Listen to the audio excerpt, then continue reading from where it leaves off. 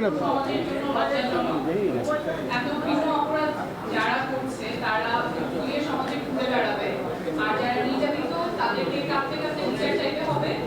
সমাজে এমনটা কোনোভাবেই অ্যাকসেপ্টেবল না। এই পরিস্থিতি থেকে আমাদের উত্তরণ হতেই হবে।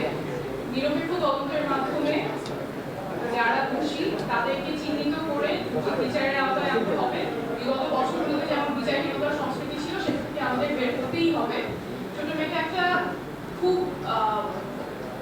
খুবই একটা সিগনিফিকেন্ট কথা বলছিল যে আমি শহীদের মেয়ে হিসেবে বিচার চাই না, আমি চাই বাংলাদেশের একজন সাধারণ নাগরিক হিসেবে যাতে আমার জন্য ন্যায় বিচার হয়। এবং আমাদের মনে রাখতে হবে যে ন্যায় বিচারে যদি দেরি হয় সেটা এক ধরনের অন্যায়ের পক্ষ নেওয়া। আমাদের দায়িত্বশীলদের মনে রাখতে হবে যে ন্যায় বিচার কারোর প্রতি করুণা নয়, ন্যায় বিচার প্রত্যেকটা নাগরিকের মৌলিক অধিকার। এবং এই ক্ষেত্রে যত ধরনের এরকম অপকর্ম হয়েছে সেগুলোর ক্ষেত্রে সুষ্ঠু বিচার দ্রুততার সাথে